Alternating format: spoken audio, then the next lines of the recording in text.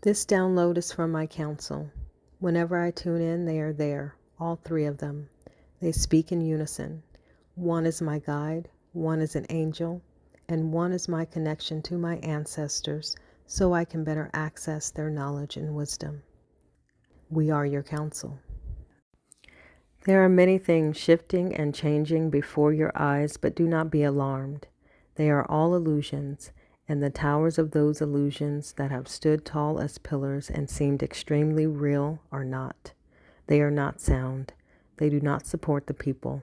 They do not support this time, and they will fall with the weight of the world attached like stones, and the people will be able to rechart their paths away from these falling towers. Every moment that feels tumultuous is one of the stones being dislodged from the bottom of the pile. It's causing the pile to fall, and the movement is what you're feeling and what you're attempting to process.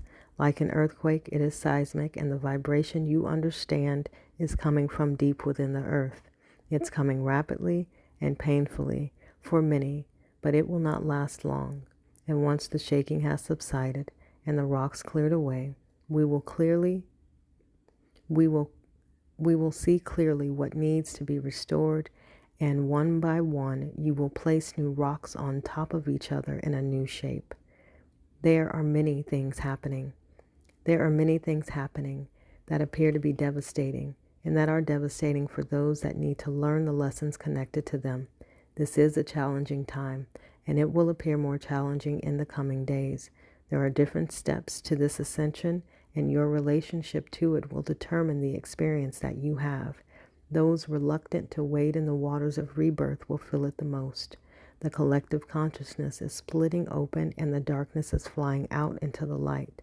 It may be painful, and it may not be met with the ease and grace you desire in the moment, but it is necessary to realign yourselves with a more supportive outcome. You are all in this together, and you will have a chance to impart your visions upon what your life shall be, those visions that you have held, the light that you have held. Yes, some people lost their lives, and more will, but they have chosen to exit the earth at this time. It is the path they chose, however difficult that is for humans to understand. But all will not be forgotten, nor will the courageous choice they made to help you witness the darkness at the core of this planet. They are doing you a great service in helping to expose what's deeply hidden and has been for many years, so that you can address it and extinguish it and move on. Make sure to tell them thank you, because they are helping expedite this process for you. In fact, they played a role in unifying people and giving them a shared experience to bond over. Even though a seemingly bad experience, the bonding is good. There are times when you will need to band together and be together. There's no place for the infighting, the division, and the injustices placed upon each other. The root cause is the darkness being unearthed, not each other. It serves no purpose, at least not for your growth, and it hinders the potential outcome that will work in your favor and that will come about more easily when you work together.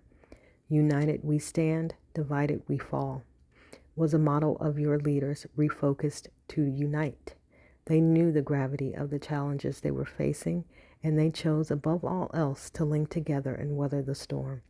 That is the way you survive. That is the way you survive the shaking that is taking place.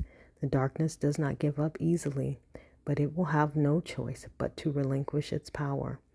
This was an attempt for darkness to consume, a short-lived attempt that will fail, because the people have spoken and they have decided, and the earth has no choice but to follow suit. There is time for airing grievances, and there is time for holding the vision. Do more of the latter at every turn, for it is the latter that will help that vision come about and hold all of life moving forward. It is precious, and the less you entangle it with the grievances you hold, the more supportive that life will be, the more easeful that life will be. It should be about the vision and less about the chaos that you see in the moment.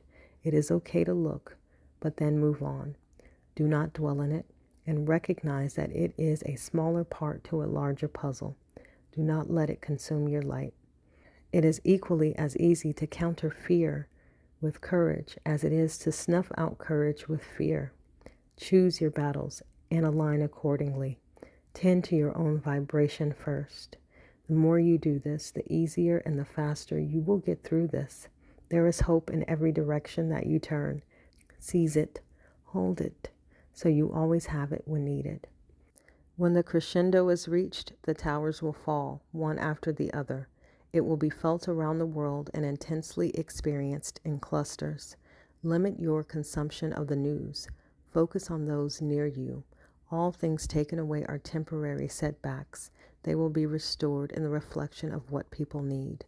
The powers that be will be no more in spring.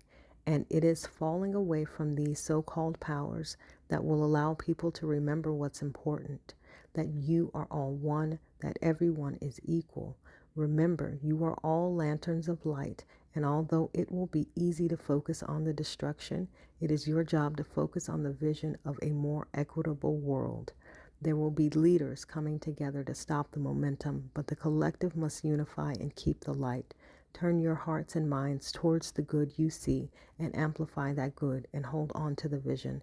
The switch will come fast and many will be shaken awake and you will all emerge from the nightmare. Hold on, a new earth is here. We are your counsel.